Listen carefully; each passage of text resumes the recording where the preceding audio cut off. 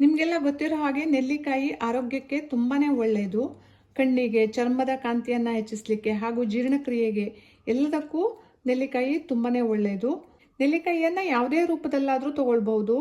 Juice ಮಾಡಿ ಕುಡಿಬಹುದು, ಅಥವಾ ಇದನ್ನು ಒಣಗಿಸಿ ಪೌಡರ್ ಮಾಡಿ ನೀರಿನಲ್ಲಿ ಹಾಕಿ ಕುಡಿಬಹುದು, ಅಥವಾ ಇದರಿಂದ ಯಾವುದೇ ರೀತಿಯಾದಂತಹ ಅಡುಗೆಗಳನ್ನು ಸಹ ಮಾಡಿಕೊಂಡು ತಿನ್ನಬಹುದು. ಹಾಯ್ ಫ್ರೆಂಡ್ಸ್, ನಮಸ್ಕಾರ. ವೆಲ್ಕಮ್ ಟು ನಳಪಾಕ. ನಾನಿವತ್ತಿಲ್ಲಿ ನೆಲ್ಲಿಕಾಯಿಯಿಂದ ಲೌಂಜಿಯನ್ನು ಮಾಡ್ತಾ ಇದ್ದೇನೆ. ಇದನ್ನು ಹೆಚ್ಚಾಗಿ ರಾಜಸ್ಥಾನಗಳಲ್ಲಿ ಮಾವಿನಕಾಯಿಯಿಂದ ಮಾಡ್ತಾರೆ, ತುಂಬಾ ಚೆನ್ನಾಗಿರುತ್ತೆ. ನಾನು ಇವತ್ತು ಅದನ್ನು ನೆಲ್ಲಿಕಾಯಿಯಿಂದ ಮಾಡ್ತಾ ಇದ್ದೇನೆ.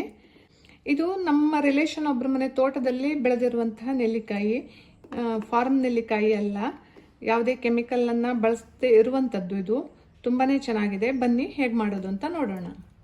ಈಗ ನೆಲ್ಲಿಕಾಯಿಯನ್ನೆಲ್ಲ ಚೆನ್ನಾಗಿ ತೊಳೆದಿಟ್ಕೊಂಡಿದ್ದೀನಿ.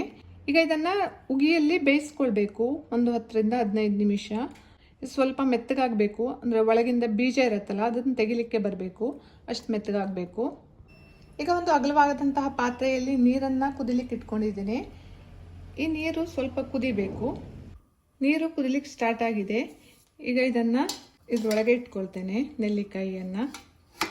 ಹಾಗೆ ಒಂದು ಮುಚ್ಚಳವನ್ನು ಮುಚ್ಚಿ ಒಂದು 10 ರಿಂದ 15 ನಿಮಿಷ ಇದನ್ನು ಉಗಿಯಲ್ಲಿ ಬೇಯಿಸ್ಕೊಳ್ಬೇಕು. ಇದನ್ನು ಪೂರ್ತಿ ನೀರಿನಲ್ಲಿ ಹಾಕಿ ಸಹ ಬೇಯಿಸ್ಕೊಳ್ಬಹುದು, ಆದರೆ ಅದು ತುಂಬ ನೀರನ್ನು ಹೀರ್ಕೊಂಡು ಬಿಡುತ್ತೆ, ಅಷ್ಟು ಚೆನ್ನಾಗಾಗಲ್ಲ. ಹಾಗಾಗಿ ನಾನು ಉಗಿಯಲ್ಲಿ ಇದನ್ನು ಬೇಯಿಸ್ಕೊಳ್ತಾ ಇದ್ದೇನೆ. ನೋಡಿ, ಇದು ಈಗ ಬೆಂದಿದೆ. ಹೀಗೆ ಗೆರೆ ಬೀಳಬೇಕು, ಅಂದರೆ ಒಡೆದಿದೆ ನೋಡಿ, ಹೀಗೆ ಒಡಿಬೇಕು. ಈಗ ಇದನ್ನು ಒಂದು ತಟ್ಟೆಗೆ ಹಾಕ್ಕೊಳ್ತೇನೆ. ಈಗ ಇದು ಸ್ವಲ್ಪ ಆರಬೇಕು, ತುಂಬ ಬಿಸಿ ಇದೆ. ಈಗ ಇದರ ಬೀಜವನ್ನೆಲ್ಲ ತೆಕ್ಕೊಳ್ಬೇಕು.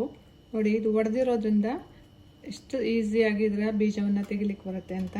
ತುಂಬ ಸುಲಭವಾಗಿ ಇದ್ರ ಬೀಜವನ್ನು ತೆಕ್ಕೊಳ್ಬೇಕು. ತುಂಬ ಚಿಕ್ಕ ಚಿಕ್ಕ ಪೀಸನ್ನು ಮಾಡ್ಕೊಳ್ಬೇಡಿ. ಇದೇ ರೀತಿ ನಾನೀಗ ಇದರ ಎಲ್ಲ ಇದೇ ರೀತಿಯಾಗಿ ಈಗ ಎಲ್ಲ ನೆಲ್ಲಿಕಾಯಲ್ಲಿರುವಂತಹ ಬೀಜವನ್ನೆಲ್ಲ ತೆಕ್ಕೊಳ್ತೇನೆ. ನೋಡಿ, ಪೂರ್ತಿಯಾಗಿ ಬೀಜವನ್ನು ತೆಕ್ಕೊಂಡಿದ್ದೇನೆ. ಎಷ್ಟು ಚೆನ್ನಾಗಿ ಬೀಜವನ್ನು ತೆಗಿಲಿಕ್ಕೆ ಬರುತ್ತೆ ಅಂತ. ಈಗ ಇದು ಪೂರ್ತಿಯಾಗಿ ತಣ್ಣಗಾಗಬೇಕು. ಇದರಲ್ಲಿರುವಂತಹ ನೀರಿನ ಅಂಶ ಸಹ ಸ್ವಲ್ಪ ಆರಬೇಕು. ನೋಡಿ, ಇದು ಈಗ ಪೂರ್ತಿಯಾಗಿ ತಣ್ಣಗಾಗಿದೆ. ಈಗ ಇದಕ್ಕೆ ಒಂದು ಒಗ್ಗರಣೆಯನ್ನು ಮಾಡ್ಕೊಳ್ಬೇಕು. ಒಂದು ತವವನ್ನು ಕಾಯೋಕೆ ಇಟ್ಕೊಂಡಿದ್ದೇನೆ. ಇದಕ್ಕೊಂದು 2 ಟೇಬಲ್ ಸ್ಪೂನ್ನಷ್ಟು ಎಣ್ಣೆಯನ್ನು ಹಾಕ್ಕೊಳ್ತೇನೆ.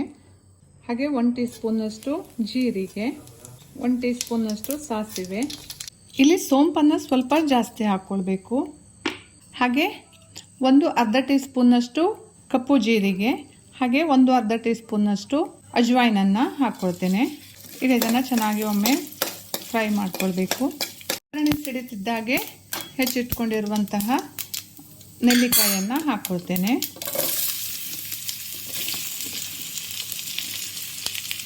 ಒಂದು ಅರ್ಧ ಟೀ ಸ್ಪೂನ್ನಷ್ಟು ಅರಿಶಿನ, ಹಾಗೆ ಅಚ್ಚ ಖಾರದ ಪುಡಿಯನ್ನು ಹಾಕ್ಕೊಳ್ತೇನೆ. ಖಾರವನ್ನು ನೀವು ನೋಡಿಕೊಂಡು ಹಾಕ್ಕೊಳ್ಳಿ.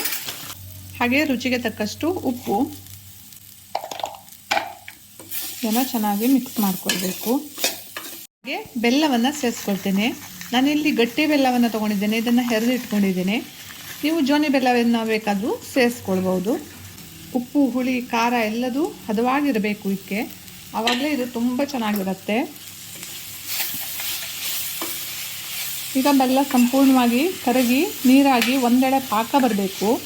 ಈ ಬೆಲ್ಲ ಕರಗಿ ನೀರಾಗ್ತಾ ಇದೆ, ಚೆನ್ನಾಗಿ ಕುದ್ದಿದೆ. ಈಗ ಹೀಗೆ ತಟ್ಟೆಯಲ್ಲಿ ಹಾಕ್ಕೊಂಡು ಸ್ವಲ್ಪ ರಸವನ್ನು ಕೈಯಿಂದ ಹೀಗೆ ಮಾಡಿ ನೋಡಿ. 2 ಬೆರಳುಗಳ ಮಧ್ಯದಲ್ಲಿ ಒಂದು ದಾರ ಥರದ್ದು ಕಾಣಿಸುತ್ತೆ ಅಲ್ವಾ, ಇಷ್ಟ ಆದರೆ ಸಾಕು. ನೋಡಿ, ಕಾಣಿಸ್ತಾ ಇದೆ ಅಂದ್ಕೊಂಡಿದ್ದೀನಿ. ನೋಡಿ, ಮಧ್ಯದಲ್ಲಿ ಒಂದು ದಾರ ಥರ ಫಾರ್ಮ್ ಆಗ್ತಾ ಇದೆ. ಇಷ್ಟ ಆದರೆ ಸಾಕು ಇದು. ಈಗ ಸ್ಟವನ್ನು ಆಫ್ ಮಾಡ್ತಾ ಇದ್ದೇನೆ. ಇದು ಆರಿದ ಮೇಲೆ ಇನ್ನೂ ಸ್ವಲ್ಪ ಗಟ್ಟಿ ಆಗುತ್ತೆ. ಈಗ ಸರಿಯಾಗಿದೆ, ಸಾಕು. ಇದನ್ನು ಆಫ್ ಮಾಡ್ತಾ ಇದ್ದೇನೆ. ರುಚಿಯಾದಂತಹ ಹುಳಿ ಹುಳಿ ಖಾರ ಸಿಹಿಯಾಗಿ ಇರುವಂತಹ ನೆಲ್ಲಿಕಾಯಿಯ ಲೌಂಜಿ ರೆಡಿ ಆಯಿತು.